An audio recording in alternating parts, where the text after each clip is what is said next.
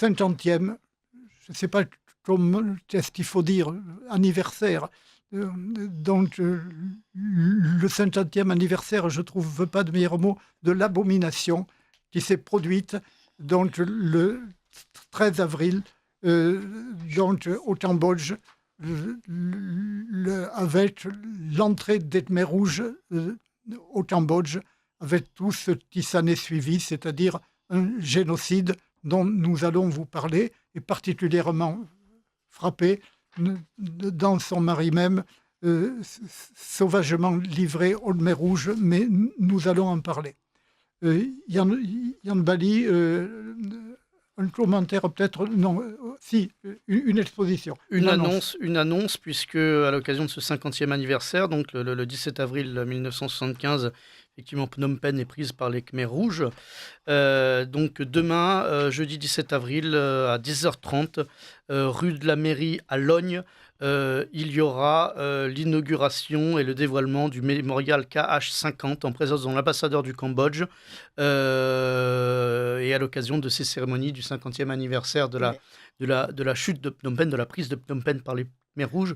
Bilon, peut-être que vous Oui, pouvez nous en et il y parler. a aussi une stèle qui a été construite là-bas à la mémoire des victimes à Logne, aidée par la mairie de Logne qui a été très active pour avoir cette stèle.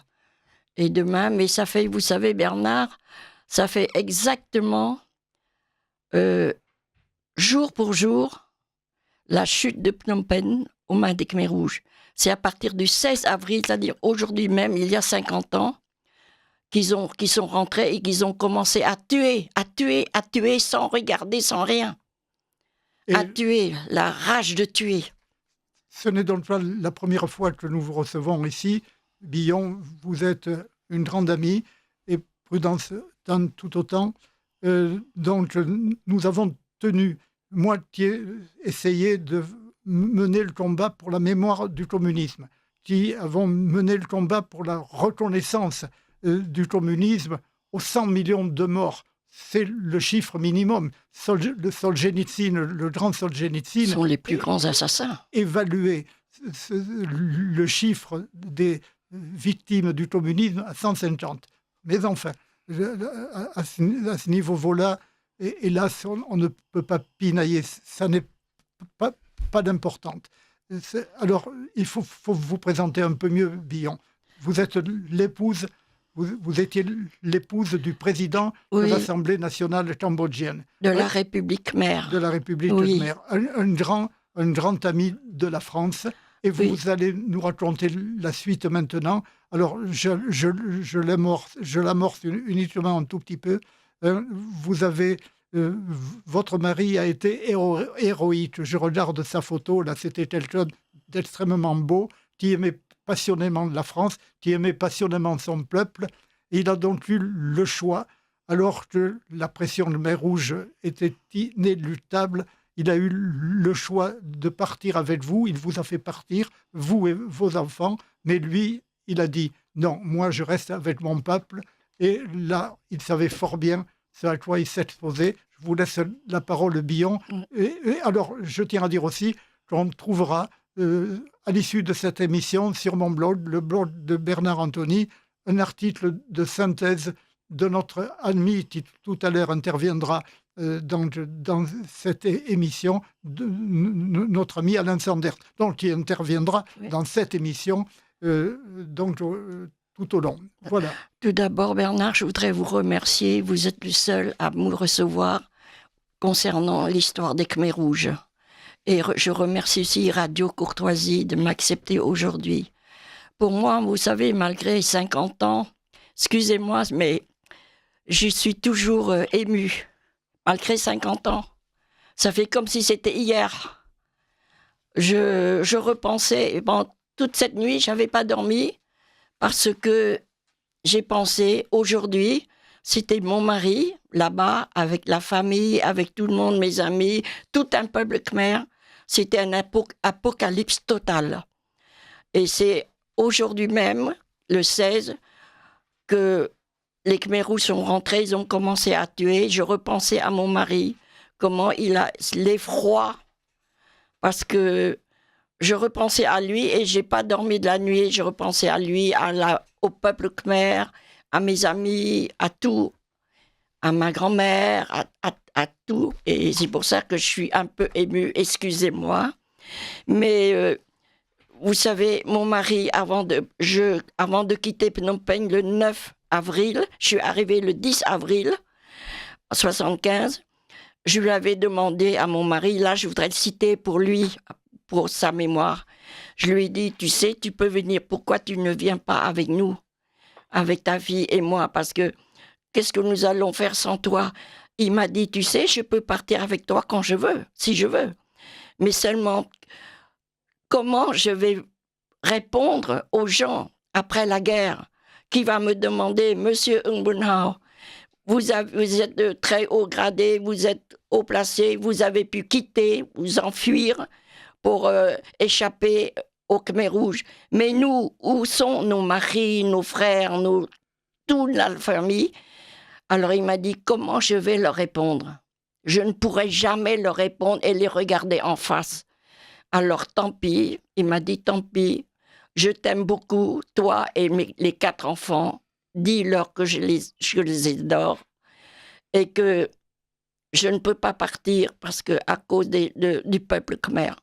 Ce qui fait que moi, quand j'ai entendu ça, j'ai pleuré, j'ai éclaté de pleurs parce que je sais que je n'ai pas le droit d'insister pour qu'il m'accompagne. Il m'a répondu ça, c'est en son honneur, mais ça ne l'a pas sauvé.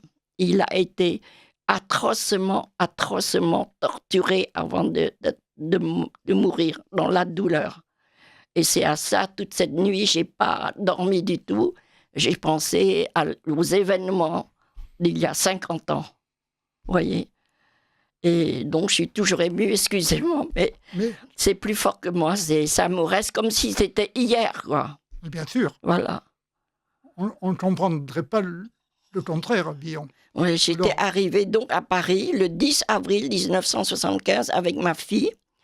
Et je me rappelais le 10 avril 1975, vous savez, je descendais de l'avion à Orly. Il neigeait.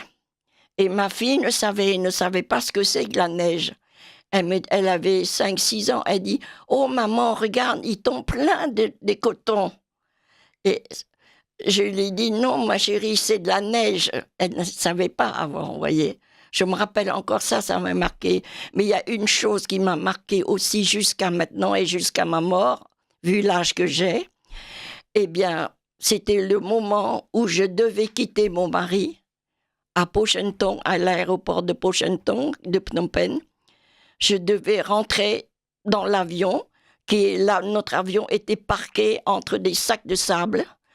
Et c'était le garde-corps de mon mari qui me tirait par la main avec ma fille parce que je n'arrivais pas à courir, à quitter mon mari. Il m'avait tiré la main, il m'a dit « Venez madame, je vais vous arrêter ». Alors on courait vers l'avion, il fallait se coucher par terre parce qu'il y avait des roquettes, des bombes, des Khmer Rouges et des Vietnam du Nord. Alors on courait, on se relayait, tout avant d'arriver dans l'avion même. Et dans l'avion, je regardais par le hublot, je voyais mon mari.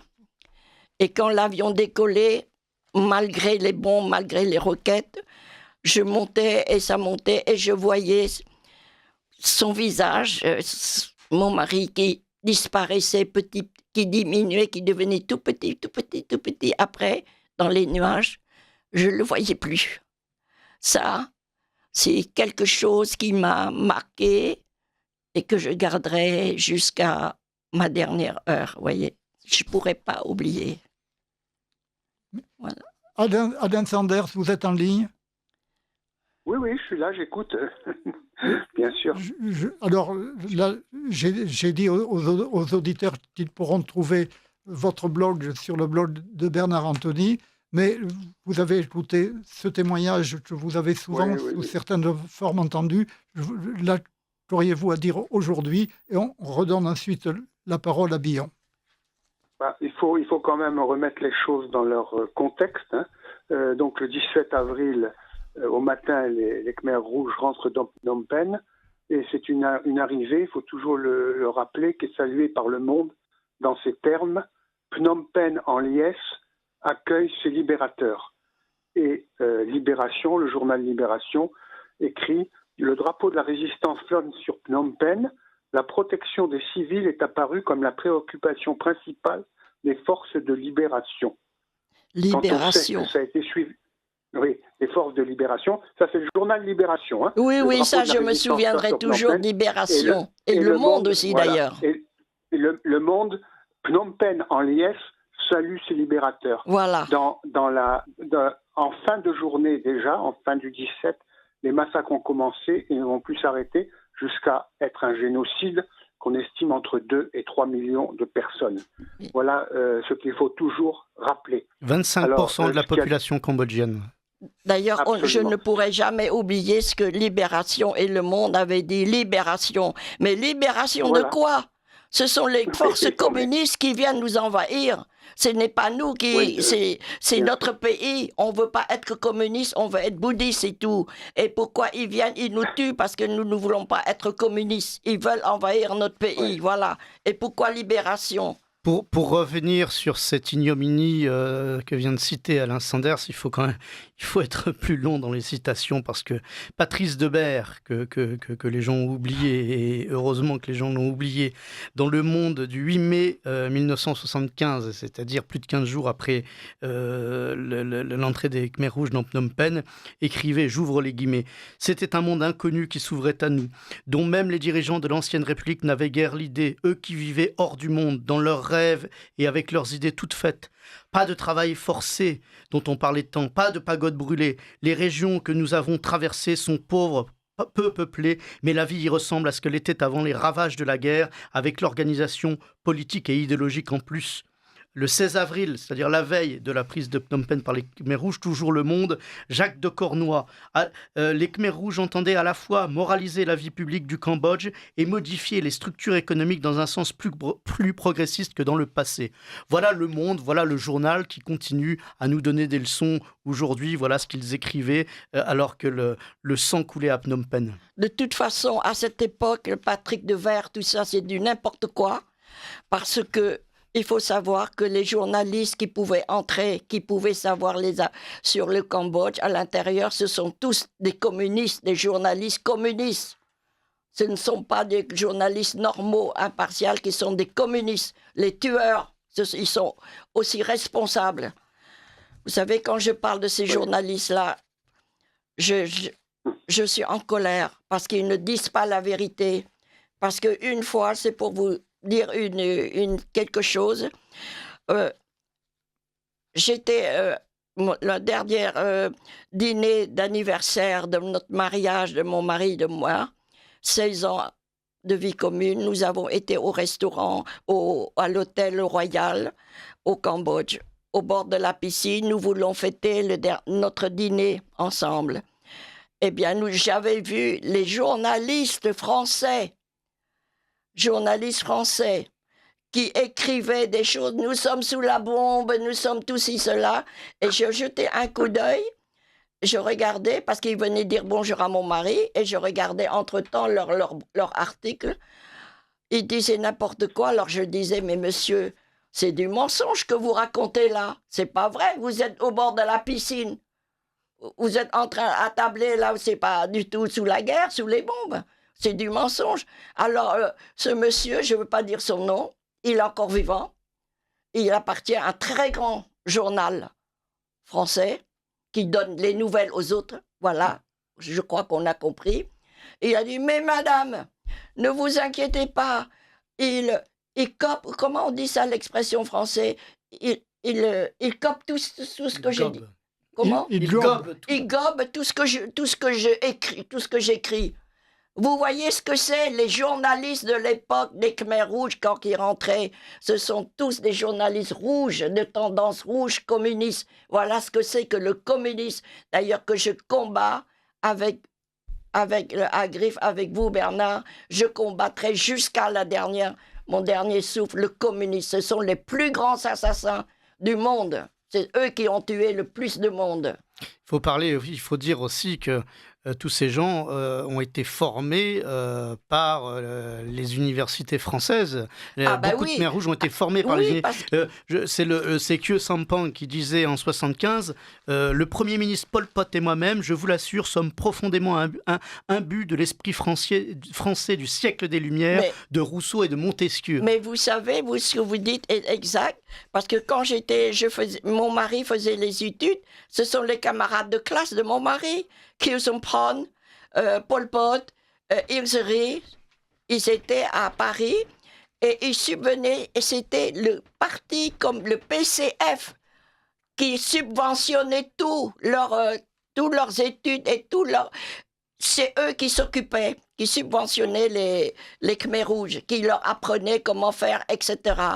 Et alors maintenant qu'ils viennent se taire, qu'ils viennent faire leur hypocrisie, là. Et je me rappelais très bien, dans les années 50 et presque 50, entre 50 et 60, j'étais à Paris, mon mari il faisait ses études à Paris.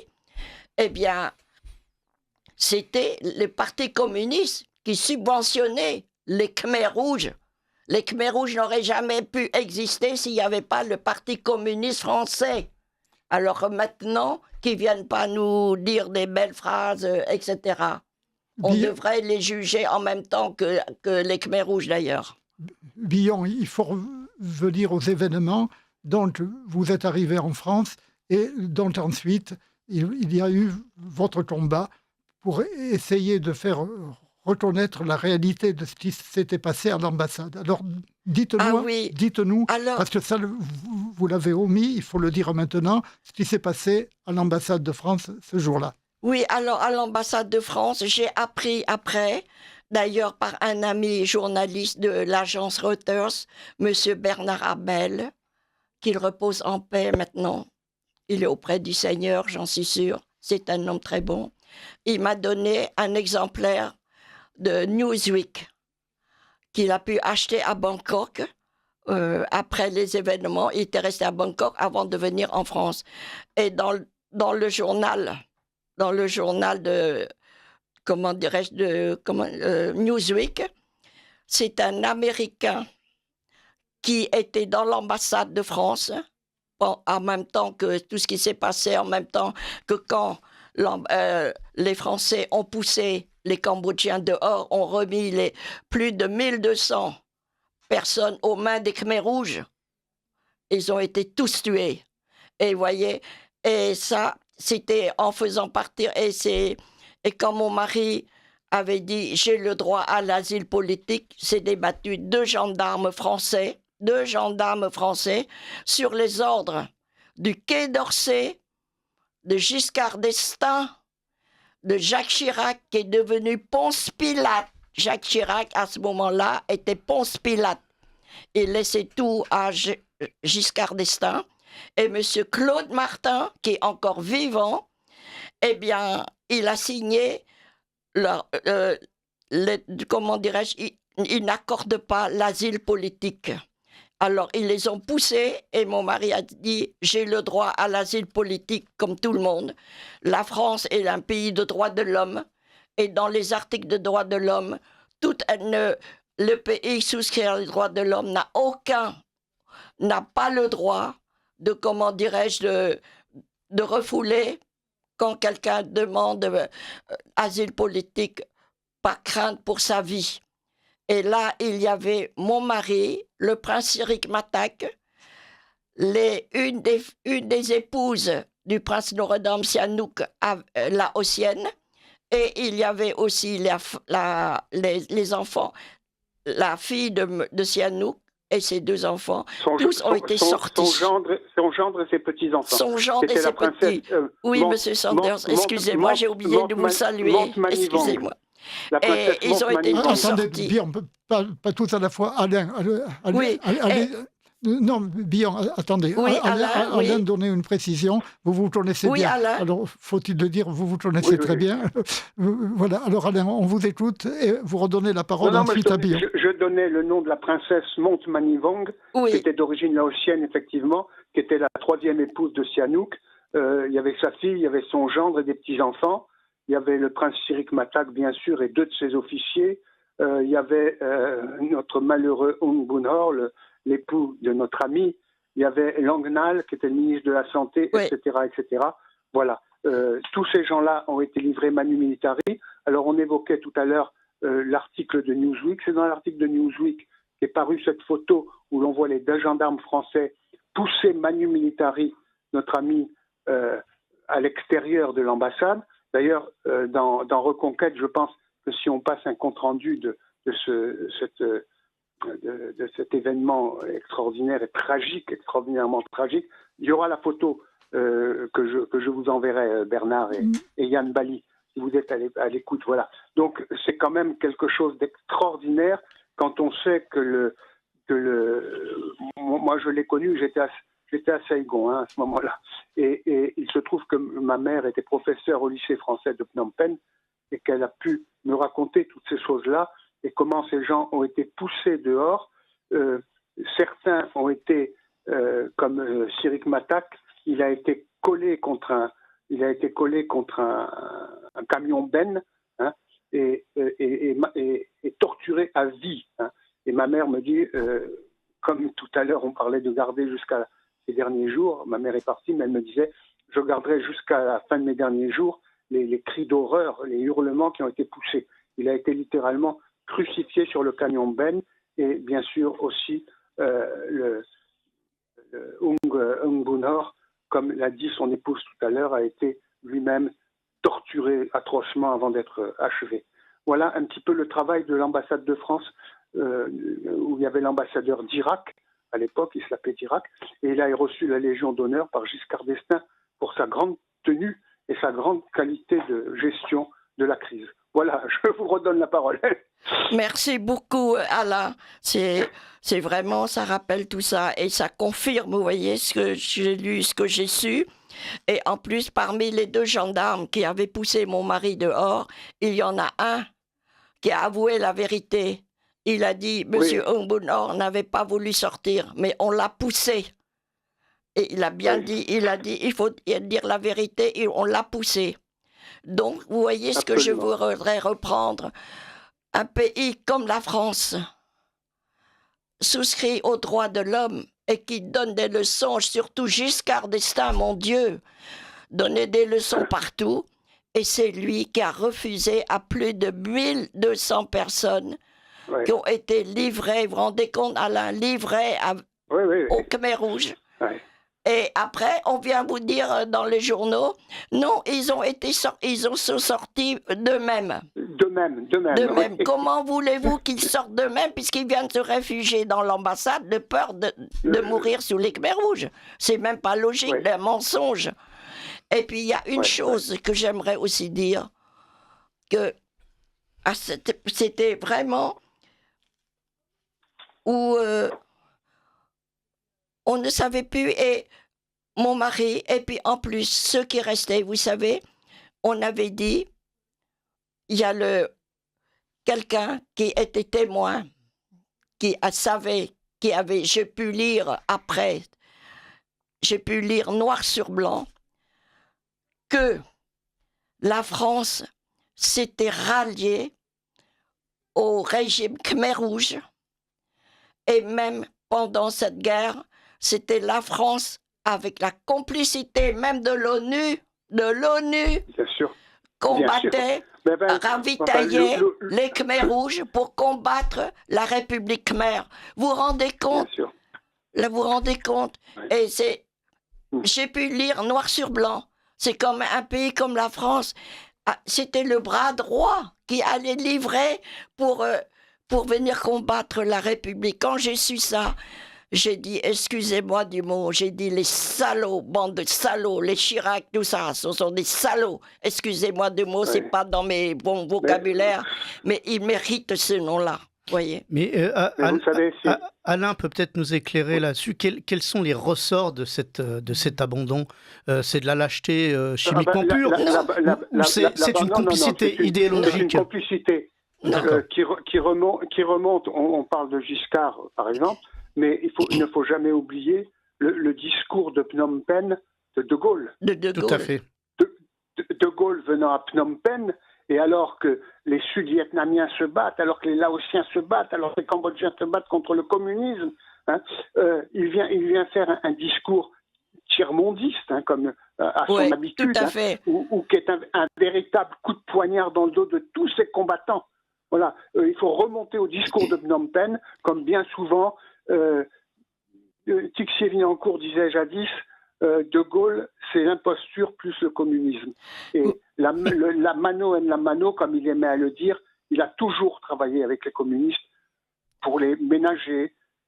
Il aimait beaucoup la Russie déjà. On se rappelle qu'il ne disait jamais l'URSS. Hein. Il allait en Russie, lui.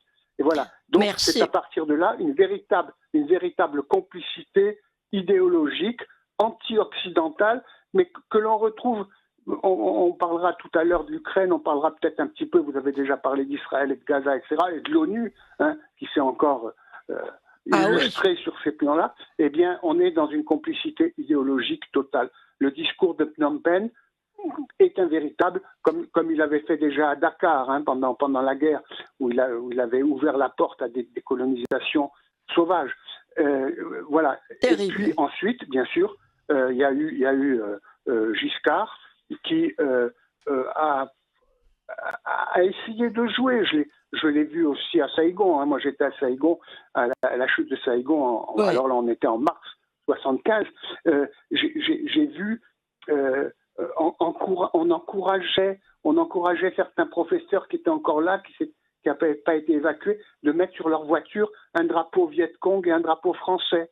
Hein. On était copains, on était proches. On n'était pas éloignés les uns des autres. Et là, l'abandon de Langnol, qui avait réussi à remonter, qui était en train de gagner le combat, hein. Mais il a été abandonné en rase campagne. Et là, les choses se sont précipitées avec les événements que l'on évoque, tragiques. Oui, voilà. Vous avez raison de redire tout ça, Alain, et je vous en remercie 1000 fois. Et j'ai pu lire aussi dans les lignes que j'ai devant moi, c'est marqué dès septembre 79. Les Khmers rouges devinrent le bras droit de l'ONU pour combattre le gouvernement en place. Vous vous rendez compte? Absolument. Vous vous rendez compte? Oui. Et comment voulez-vous que maintenant, à mon âge, j'ai pas peur de l'ONU? À mon âge, 84 ans, vous savez, qu'est-ce qu'il peut me faire? Je trouve que l'ONU ne devrait pas exister. C'est indigne. L'ONU est indigne, voilà, ainsi que les droits de l'homme. Et le dossier, Alain, je voudrais vous dire aussi, le quatrième juge a décidé de mettre un non-lieu à mon dossier de plainte pour mon... Oh, pardon, j'ai sauté là, pardon. Et donc... oui, j'ai peut-être sauté, non? Vous voulez peut-être me dire quelque chose? Non, continuez. Et donc, j'ai porté plainte contre l'État français, contre Jacques Chirac, contre plutôt Giscard d'Estaing, mais on ne peut pas les toucher puisque c'est le chef de l'État, le Premier ministre, le Ponce Pilate, Jacques Chirac, et Claude Martin, haut fonctionnaire protégé de Giscard d'Estaing, on ne peut pas les toucher. Alors mon dossier a été instruit. J'avais 2 grands avocats, énormes avocats, je vous dis ça, énormes avocats. Maître Bourdon. Maître Baudouin et Maître Bourdon. Oui. Mais je viens de m'apercevoir, Alain, après quand on m'avait signé un non-lieu à mon dossier, j'ai réfléchi, j'ai dormi, je n'accepte pas, et j'ai dit je n'accepte pas ça, et je viens de réfléchir. Ces 2 grands avocats, ainsi que Maître Baudouin, qui est maintenant le chef de les droits de l'homme, je ne les respecte plus. Je les remercie d'avoir s'occupé de mon dossier, mais ils ont gardé au chaud, très au chaud, bien dans le tiroir, voyez. En 10 ans, je n'ai même pas eu droit à un seul procès. Ça veut dire quoi? Même pas un seul, Alain, même pas une seule fois un procès. Ils ont gardé bien au chaud. Ah oui, ça pour être bien au chaud, bien dans le dossier, tout chaud dans le tiroir. Ce qui fait que... Et puis même quand la juge avait dit un non-lieu, on aurait pu me dire, il faut faire appel. Mais personne ne m'avait dit qu'on devait faire appel pour avoir le droit de continuer le dossier, pour continuer le droit pour aller des droits de l'homme, européenne des droits de l'homme, à la Cour européenne des droits. Personne ne m'a dit, aucun des avocats ne m'a dit, aucun de ces deux énormes avocats ne m'a dit. Ouais. Alors, ce qui fait que je ne pouvais plus ouvrir. Mais par contre, maintenant que je viens de lire certaines lignes, comme quoi les faits nouveaux, comme quoi la France avait armé, avait aidé par des services secrets français même, qui ont écrit noir sur blanc, je les vois, eh bien, je peux faire ouvrir, si je veux. Vous voyez ?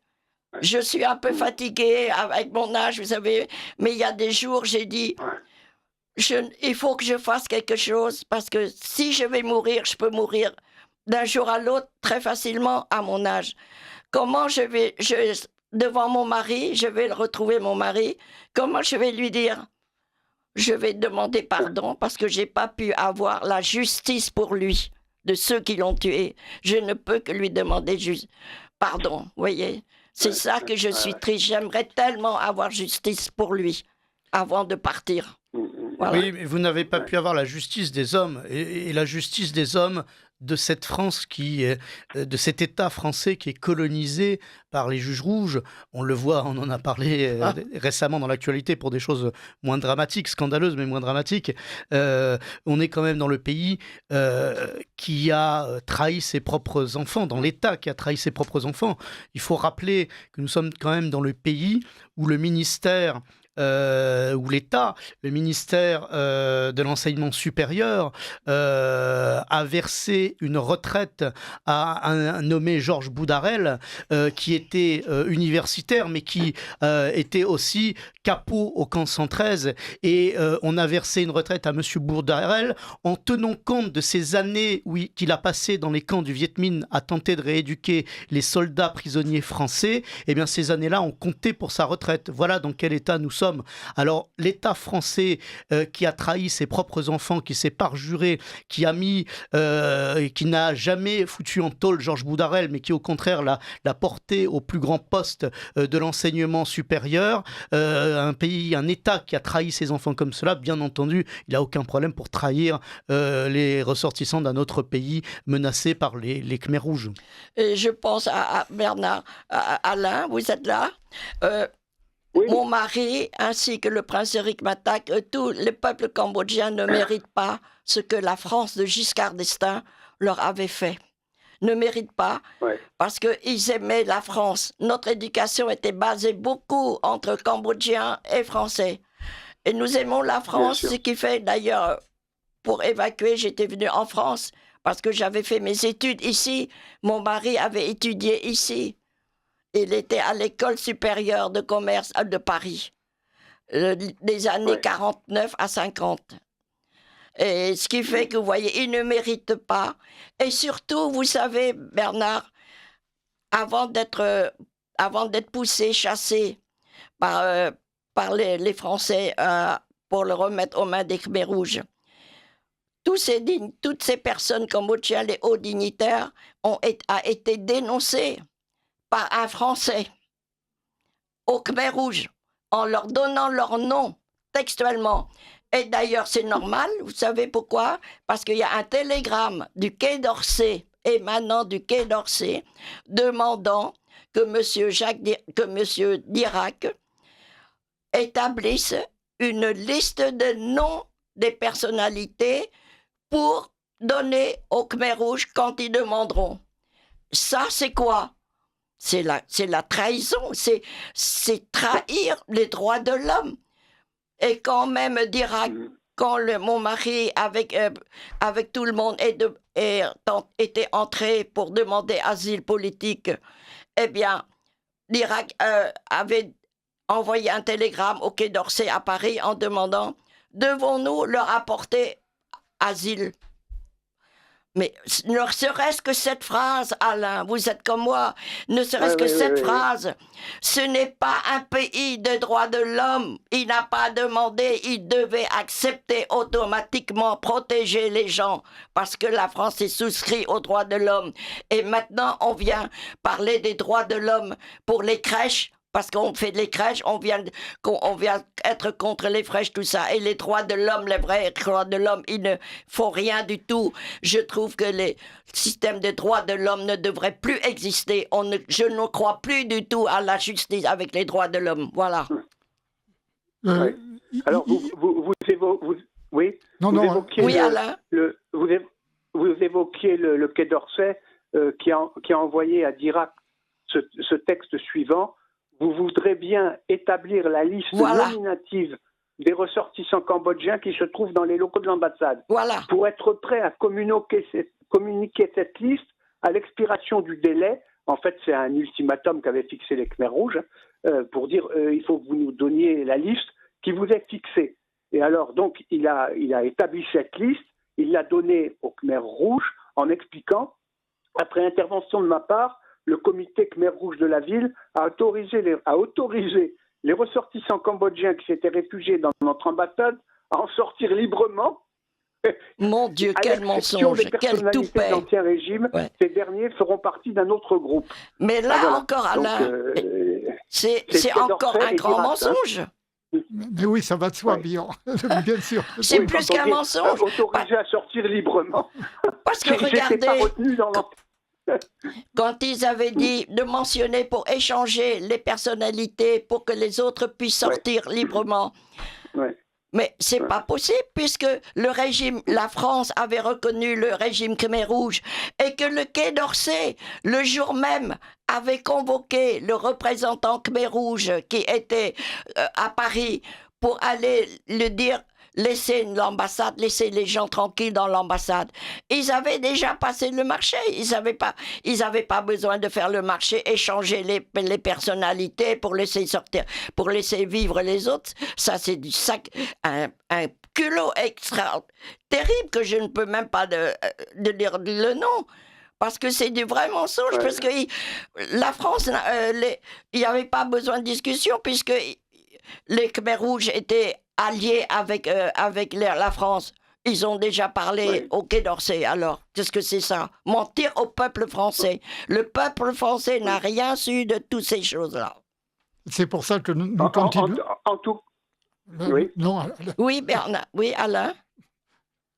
Non, je dis, en tout cas, on peut rappeler quand même qu'on a eu le témoignage, qui est un très beau témoignage pour vous, malgré la douleur, j'imagine. C'était le docteur Carlos, qui était directeur d'une maternité à Phnom Penh, qui était dans l'ambassade, et il a fait un témoignage. Il a dit que ces gens-là qu'on poussait ne se faisaient en tout cas aucune illusion sur leur sort.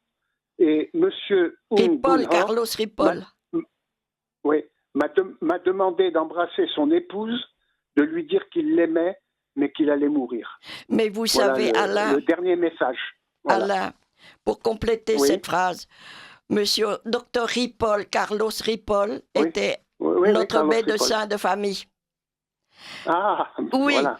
Et mon mari, avant de sortir, lui avait dit, Dr Ripoll, allez dire à ma femme, je vais sortir, je vais mourir. Dites à ma femme que je l'aime et que je l'aime mes enfants. Eh bien, imaginez-vous, Alain, Bernard, il ne m'a pas, et en revenant, Dr Ripoll ne m'a rien dit du tout. Il a fallu quelques années après, quand je l'ai rencontré à une réception, qu'il m'avait dit ça. J'ai dit, mais pourquoi vous ne m'avez pas dit? Parce que, vous savez pourquoi? Parce que ça rentre encore dans l'histoire de ma valise d'argent que j'avais donnée à mon mari, 280 000 $. Que j'avais donné à mon mari de le porter et qu'il a donné à Dirac devant Bizot, devant tout ça, avant de sortir. Et parce que Ripoll, il paraît, j'ai pas vu, je ne peux pas dire, mais le docteur Plagy, qui était là devant aussi, parmi les gens qui avaient pris la valise d'argent, eh bien, et Notre Ripoll avait une part, donc ils avaient peur que je réclame. Mais moi, je réclame pas d'argent, je veux rien. Vous voyez? Et en même temps, vous savez, j'avais des amis dans l'ambassade qui avaient des bagues, qui avaient des diamants et tout ça, avaient donné à ces 6 personnes françaises de l'ambassade pour remettre à leur famille en France.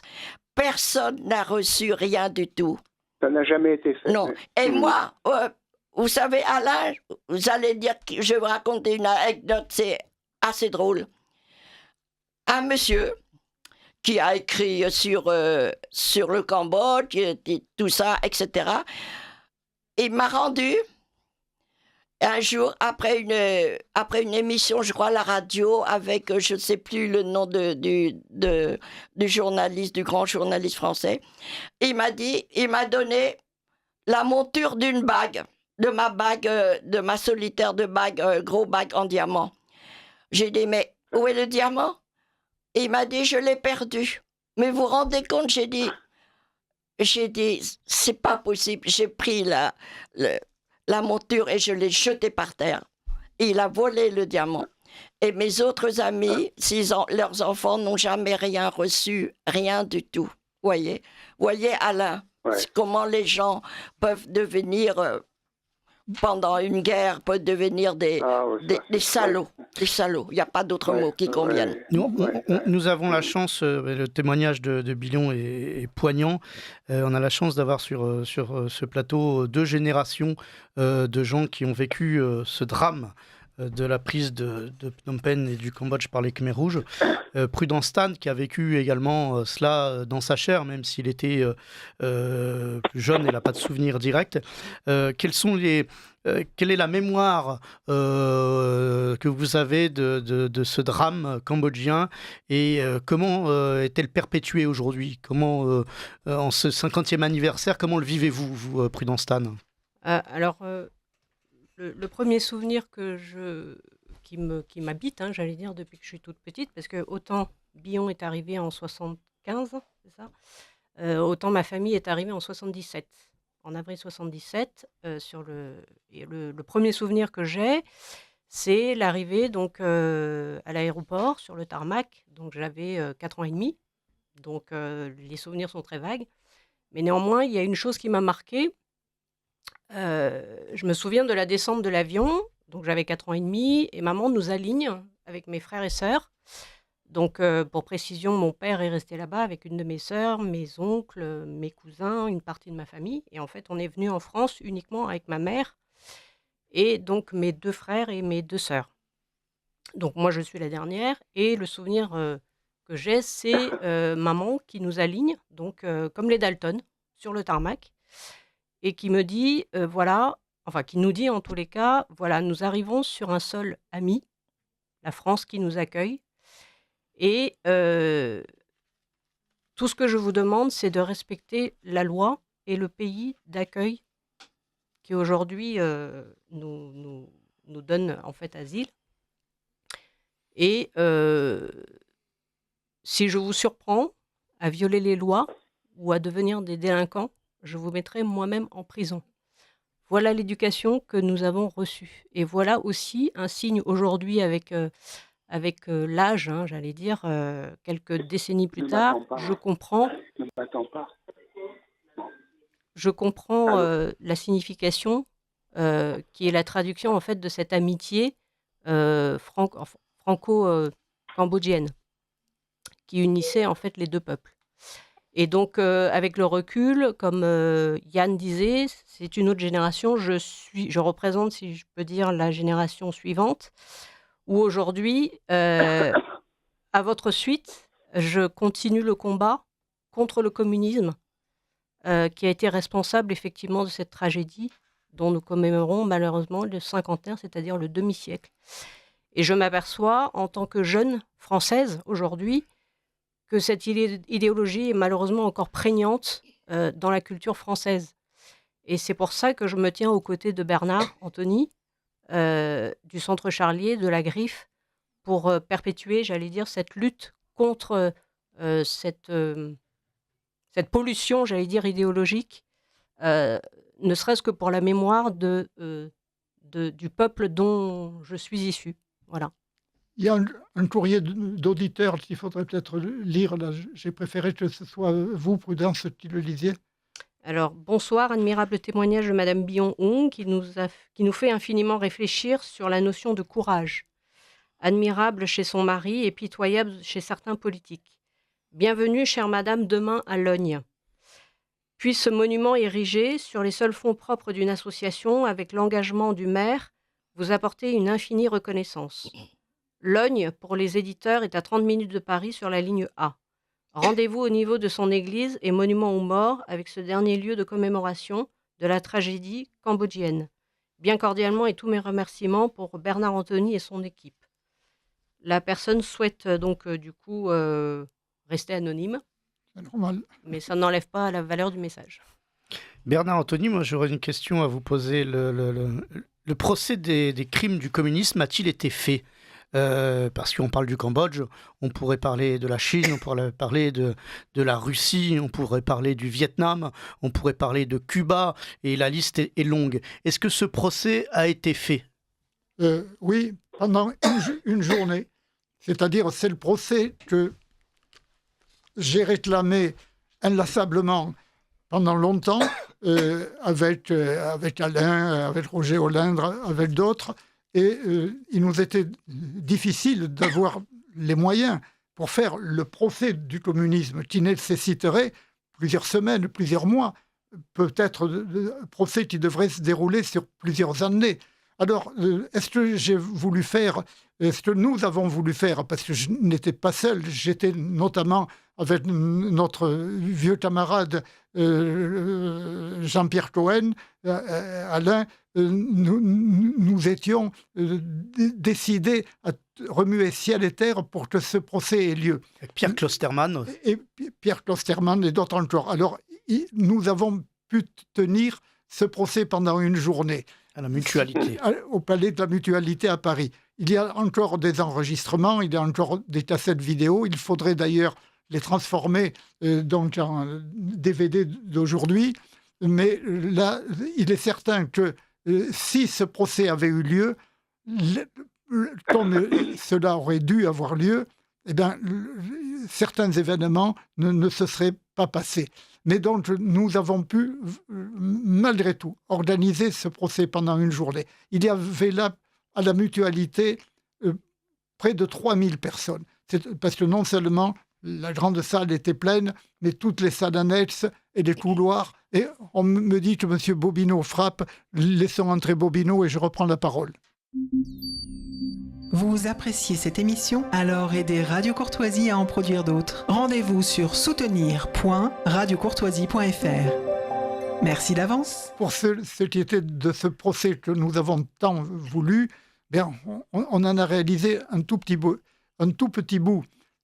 Mais avec la présidence d'honneur de Jean-Baptiste Biaggi, Bat, le légendaire Bat des commandos de France. Bat était pour moi une sorte de second père parce qu'il était le président d'honneur de Chrétienté Solidarité. Il m'aimait beaucoup. Nous passions quelquefois quelques jours de vacances chez lui en Corse. Mais je pourrais Yann évoquer Klosterman. Nous avons eu pendant cette journée. Et puis des représentants de tant de peuples, de tant de résistance. Je me souviens des Afghans. Ces Afghans qui étaient là étaient admirables. Ça n'était pas des cinglés islamistes, c'était des camarades de combat. Et donc, je me souviens de la manière dont, dans un parfait français, il s'exprimait. Il y avait là les représentants de toutes les résistances, des Vietnamiens, quelques Cambodgiens. Il y avait là donc des représentants du NTS russe. Quelquefois, je boue quand on me dit « vous êtes anti-russe ». Pardon, faites-en autant que moi pour ce qui est du combat avec le NTS, c'est l'organisation russe de résistance. Non, nous sommes anti-poutinistes, c'est différent. Et Poutine, lui, il était avec les Khmers rouges, avec la Tchéka, avec etc. Donc là, je considère aujourd'hui que les gens qui prennent le parti de Poutine qui était de la Tchéka, qui a créé la division de Dzerzhinsky. Chaque fois que je le peux, je replace ce nom, parce que ça, c'est tout frais. Dzerzhinsky, qui a été Dzerzhinsky? Il est l'homme que Lénine avait mis à la tête de la Tchétcha. L'homme qui était un digne inspirateur des Khmers rouges. L'homme qui concluait ses conférences à l'école des cadres du Parti communiste, ces conférences au bourreau. Tenez-vous bien, vous avez bien compris, faire souffrir le plus possible, le plus longtemps possible. Voilà, ça, c'était Dzerzhinsky. Et quelle est la dernière des initiatives policières de M. Poutine?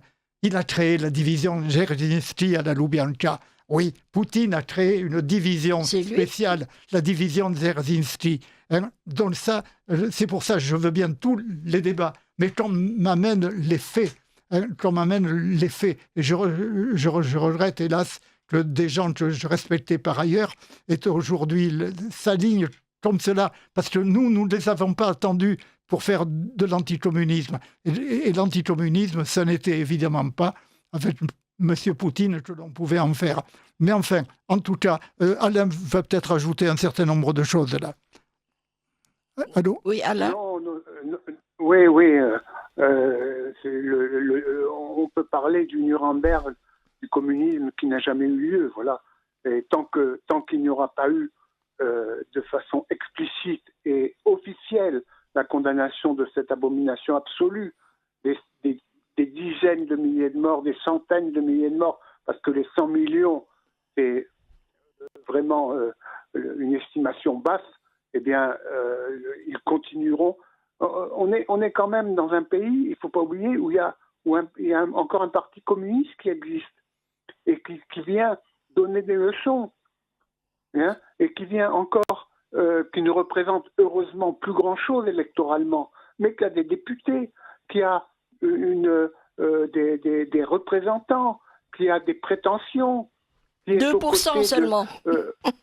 Oui, 2%, mais enfin voilà, on les voit se démener en ce moment pour les Palestiniens comme ils se démenaient à l'époque du Cambodge et du Vietnam pour le Viet Cong et pour les Khmers. Hein. Ils sont toujours dans cette même logique-là. Ce parti communiste qui a élevé Ho Chi Minh, qui a élevé Pol Pot, qui a couvé tous les criminels de la planète, qui est allé même lui-même porter la main en Espagne contre les religieux et les religieuses avec Monsieur Marty, etc. Mais qui a été aidé par les finances capitalistes, parce qu'il ne faut jamais oublier que l'humanité, qui porte toujours en exergue d'ailleurs. Ce journal a été fondé par Jean Jaurès. Je vous recommande le livre de Bernard Anthony sur Jean Jaurès. Eh bien, ce journal, l'Humanité, a été créé avec des fonds de capitalistes occidentaux. Ne jamais oublier ça. Et puis la fameuse phrase de Lénine, les capitalistes sont tellement bêtes qu'ils nous vendront la corde pour qu'on les pende. Eh bien, on est toujours dans cette même logique-là, que l'on accepte de parler avec les communistes et de les tenir pour des démocrates. C'est quand même le maire du Havre, Philippe, qui a dit qu'il voterait pour les communistes s'il avait le choix entre un élu nationaliste ou un élu communiste, il voterait pour eux. C'est lui qui est allé se faire applaudir à l'avant-dernière fête de l'UMA. Il ne faut jamais oublier ces choses-là. C'est donc que le mal est très profond, Voilà. Mais personne ne votera pour Édouard Philippe. Et il n'y a pas de repentance chez ces gens-là. Et là, si, puisque... Non, à la fin, vous verrez. Bon, tant mieux. Billon, Dieu vous entende. Billon, un grand merci. Nous nous retrouverons à d'autres occasions, mais nous avons eu encore deux messages d'auditeurs et même d'autres qui posent des questions que Prudence Tende va traiter. Alors, j'ai Monsieur Denis Castelli, je crois, ou le Camus Denis. Mais pardon, Prudence, on ne cite pas... On ne cite pas les noms. On ne dénonce pas les gens. Merci à cette dame cambodgienne de nous avoir fait revivre ces abominations épouvantables et révoltantes. Gardons tout cela en mémoire jusqu'à l'heure de notre mort. Amen. Merci beaucoup. Alors, j'ai un autre auditeur en fait qui nous demande de répéter les informations pour le rendez-vous de demain à Logne. Donc il s'agit donc le rendez-vous aura lieu à 10h30 rue de la Mairie à Logne, donc en présence du maire de Logne. Donc c'est à 10h30 rue de la Mairie de Logne. Voilà, c'est pour l'inauguration du second stèle à la mémoire des victimes du génocide des Khmers rouges. Vous y serez, Mais- Billon? Vous y serez? Pardon. Vous y serez? J'y serai, oui. Mais j'aimerais rajouter une petite chose pour Rajoutez. pour dire pourquoi Giscard soutenait les Khmers rouges. La raison exacte. Parce que c'était pas un métier pour Norodom Sihanouk, qui a été destitué en 70 par le peuple khmer, par les deux assemblées, qu'il a destitué du poste de chef de l'État. Et c'est pour se venger, il a trouvé Giscard d'Estaing, et Giscard d'Estaing lui avait promis, avec Norodom Sihanouk, de l'aider à reconquérir, à battre l'ONOL, le républicain, à battre les républicains, pour revenir au pouvoir. Voilà la raison. C'est pourquoi, quand vous avez lu tous ces documents, vous savez pourquoi on a livré les dignitaires républicains aux mains des Khmers rouges pour être tués. Voyez. Et même, regardez, la France a agi de telle façon. Tout ce qui se passe à l'ambassade de France était rapporté mot par mot à Norodom Sihanouk qui était à Pékin. Merci, Billon. Voilà, donc les auditeurs feront votre connaissance s'ils le veulent demain, s'ils vont à Logne. Et en tout cas, nous continuons. Yann Bali, vous voulez Oui, dire... je voulais juste terminer sur une chose. On a beaucoup parlé de la France, enfin de la France. Il faut parler de l'État français, du pays légal français qui a commis ces crimes de trahison. Le pays réel, lui, était ailleurs. Et je vais citer juste un exemple, quelqu'un que nous aimons beaucoup et dont nous vénérons la mémoire au Centre Charlier, qui s'appelle le capitaine Dominique Borella. Nous avons reçu son fils il y a un peu plus d'un mois au Centre Charlier. Le capitaine Borella est mort tué au Liban aux côtés de la résistance chrétienne. Mais il était aussi, en 1973-75, volontaire aux côtés des troupes du maréchal Lon Nol, volontaire français pour se battre pour la liberté du Cambodge. Et là, c'est la réalité française, c'est le pays réel français qui était là et non pas le pays légal. Je peux remercier la France. J'aimerais remercier le peuple français pour leur accueil, pour nous accepter, nous, le peuple cambodgien ici. Merci beaucoup au peuple français. Merci, Billon.